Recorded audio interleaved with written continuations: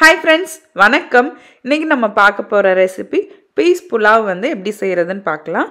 இது ஈஸியான ஒரு ரெசிபி, சிம்பிளான இன்க்ரீடியன்ட்ஸ் வச்சு ரொம்ப சீக்கிரமாக பண்ணிடலாம். வாங்க வீடியோ பார்க்கலாம்.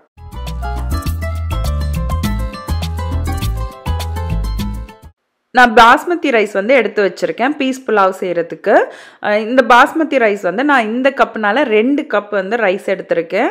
நம்ம 1 கப் ரைஸ்க்கு வந்து 2 கப் தண்ணி ஊற்றணும். நான் 2 கப் ரைஸ் எடுத்துருக்கனால 4 கப் வந்து தண்ணி ஊற்றணும். கொஞ்சம் பச்சை பட்டாணி வந்து நான் வந்து ஊற போட்டிருக்கேன், தண்ணியில் வந்து போட்டிருக்கேன். ஏன்னா என்கிட்ட இருந்தது ஃப்ரோசன் பட்டாணி, அதனால். இப்போ வந்து நான் அரிசியை வந்து களைஞ்சிட்டு தண்ணி வந்து அளந்து ஊற்றிட்டேன். நான் வந்து 4 கப் தண்ணி ஊற்றிருக்கேன் 2 கப் ரைஸுக்கு. ஒரு 20 மினிட்ஸாவது ஊறினா தான் நமக்கு வந்து நல்ல ஒரு நீளமான உதிரியான ரைஸ் வந்து கிடைக்கும்.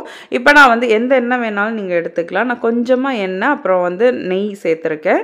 ஈக்குவலாக வந்து ரெண்டையுமே சேர்த்துட்டு பிரிஞ்சி இலை, அதுக்கப்புறம் பட்டை, அதுக்கப்புறம் லவங்கம், அப்புறம் ஏலக்காய், இது 4 வந்து சேர்த்துருக்கேன். ரொம்ப அளவாக சேர்த்தா போதும்.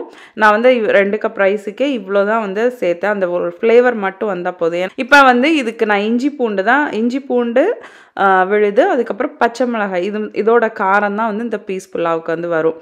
அதனால் வந்து ஒரு 2 டேபிள் ஸ்பூன் இஞ்சி பூண்டு விழுதும், ஒரு 2 பச்சை மிளகாய் வந்து நல்லா வெட்டி அதை வந்து நான் நல்லா எண்ணெய் வந்து ஹாட்டானது நம்ம போட்டு பக்கத்துலேயே இருந்து அடி பிடிக்காமல் வந்து அந்த பச்சை வாசனை போகிற வரைக்கும் கிண்டணும்.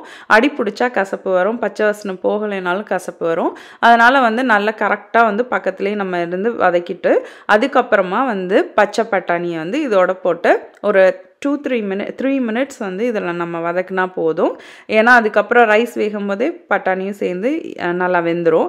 இப்போ நான் என்ன பண்ணுறேன்னா அரிசி சேர்த்துட்டு ஏன்னா தண்ணி ஏற்கனவே அளந்து ஊற்றிருக்கேன்னா அதனால் அரிசி சேர்த்துட்டு நல்லா ஒரு கொதி வரணும். கொதி வந்ததுக்கப்புறமா லிட்டை போட்டு மூடி 20 மினிட்ஸ் வந்து இதை அப்படியே நம்ம விட்டுறணும். ஆனால் டைம் மட்டும் நம்ம பார்த்துக்கணும். 20 மினிட்ஸ் அப்படியே விட்டுட்டோன்னா பீஸ் புலாவ் வந்து சூப்பராக உதிரியாக ரெடி ஆகிடும். நான் வேறு எதுவுமே பண்ணல, தண்ணி அளந்து ஊற்றி 20 மினிட்ஸ் தான் கரெக்டாக தம்மில் வச்சேன். ஸோ இப்போ வந்து பார்த்திங்கன்னா பீஸ் புலாவ் வந்து ரெடி ஆகிடுச்சு.